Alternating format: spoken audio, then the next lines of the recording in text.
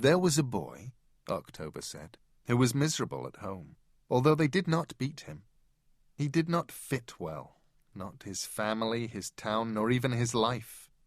He had 2 older brothers who were twins, older than he was, and who hurt him or ignored him and were popular. They played football. Some games one twin would score more and be the hero, and some games the other would. Their little brother did not play football. They had a name for their brother. They called him the Runt. They had called him the Runt since he was a baby, and at first their mother and father had chided them for it. The twins said, "But he is the runt of the litter. Look at him. Look at us." The boys were 6 when they said this. Their parents thought it was cute. A name like the Runt can be infectious, so pretty soon the only person who called him Donald was his grandmother, when she telephoned him on his birthday, and people who did not know him. Now, perhaps because names have power, he was a runt, skinny and small and nervous. He had been born with a runny nose, and it had not stopped running in a decade. At mealtimes, if the twins liked the food, they would steal his. If they did not, they would contrive to place their food on his plate, and he would find himself in trouble for leaving good food uneaten. Their father never missed a football game, and would buy an ice cream afterward for the twin who had scored the most, and a consolation ice cream for the other twin who hadn't.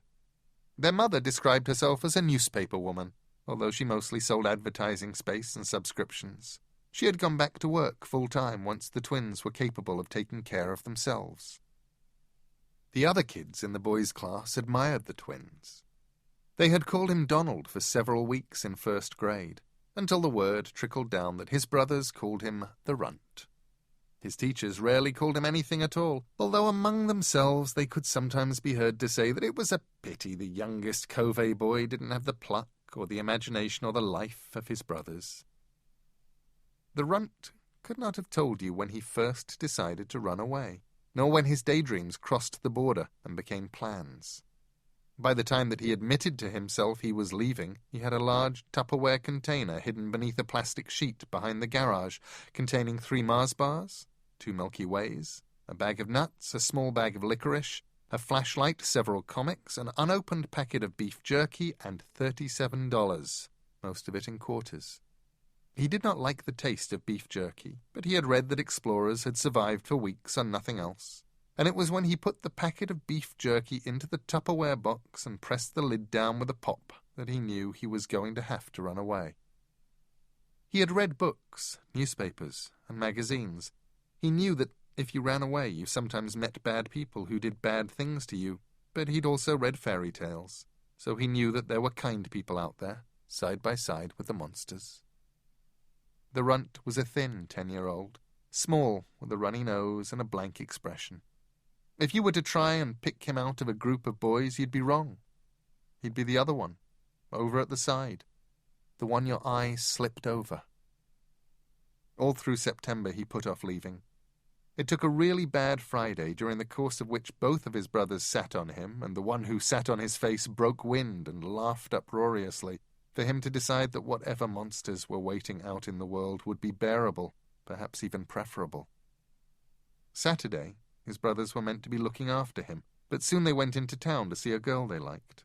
The Runt went around the back of the garage and took the Tupperware container out from beneath the plastic sheeting. He took it up to his bedroom. He emptied his school bag onto his bed, filled it with his candies and comics and quarters and the beef jerky. He filled an empty soda bottle with water. The Runt walked into town and got on the bus. He rode west, $10 in quarters worth of west, to a place he didn't know, which he thought was a good start. Then he got off the bus and walked. There was no sidewalk now, so when cars came past, he would edge over into the ditch to safety. The sun was high. He was hungry, so he rummaged in his bag and pulled out a Mars bar. After he ate it, he found he was thirsty, and he drank almost half of the water from his soda bottle before he realized he was going to have to ration it.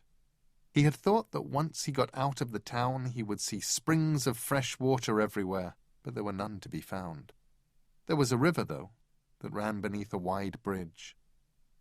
The Runt stopped halfway across the bridge to stare down at the brown water. he remembered something he had been told in school, that, in the end, all rivers flowed into the sea. He had never been to the seashore. He clambered down the bank and followed the river. There was a muddy path along the side of the river bank, and an occasional beer can or plastic snack packet to show that people had been that way before, but he saw no one as he walked. He finished his water. He wondered if they were looking for him yet. He imagined police cars and helicopters and dogs all trying to find him. He would evade them. He would make it to the sea. The river ran over some rocks, and it splashed. He saw a blue heron, its wings wide, glide past him, and he saw solitary end-of-season dragonflies and sometimes small clusters of midges enjoying the Indian summer. The blue sky became dusk grey, and a bat swung down to snatch insects from the air. The runt wondered where he would sleep that night. Soon the path divided, and he took the branch that led away from the river, hoping it would lead to a house or to a farm with an empty barn. He walked for some time as the dusk deepened, until at the end of the path he found a farmhouse half tumbled down and unpleasant-looking. The runt walked around it, becoming increasingly certain as he walked that nothing could make him go inside, and then he climbed over a broken fence to an abandoned pasture and settled down to sleep in the long grass with his school bag for his pillow.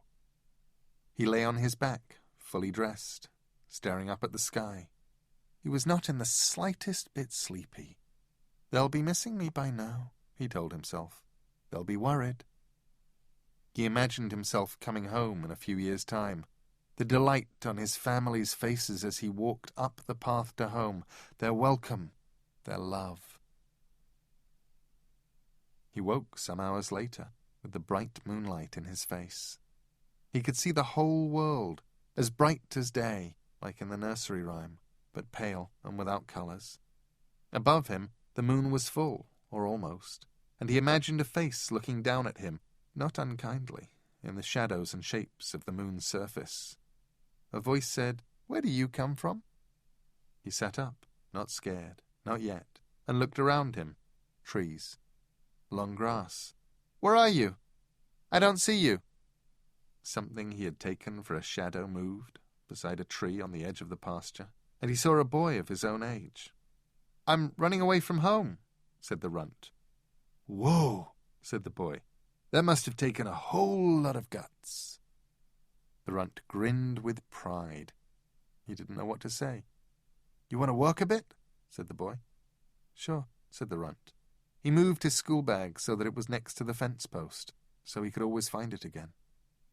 They walked down the slope, giving a wide berth to the old farmhouse. "Does anyone live there?" asked the runt. "Not really," said the other boy. He had fair, fine hair that was almost white in the moonlight. "Some people tried a long time back, but they didn't like it, and they left, and then other folk moved in. But nobody lives there now. What's your name?" "Donald," said the runt, and then, "But they call me the runt." "What do they call you?" The boy hesitated. "Dearly," he said. "That's a cool name." Dearly said, "I used to have another name, but I can't read it anymore." They squeezed through a huge iron gateway, rusted part open, part closed, and they were in the little meadow at the bottom of the slope. "This place is cool," said the runt. There were dozens of stones of all sizes in the small meadow. Tall stones, bigger than either of the boys, and small ones, just the right size for sitting on. There were some broken stones. The runt knew what sort of a place this was, but it did not scare him. It was a loved place. "Who's buried here?" he asked. "Mostly okay people," said Dearly. "There used to be a town over there, past those trees. Then the railroad came, and they built a stop in the next town over, and our town sort of dried up and fell in and blew away. There's bushes and trees now where the town was. You can hide in the trees and go into the old houses and jump out." The runt said, "Are they like that farmhouse up there?" "The houses?" He didn't want to go in them, if they were. "No," said Dearly. "Nobody goes in them, except for me.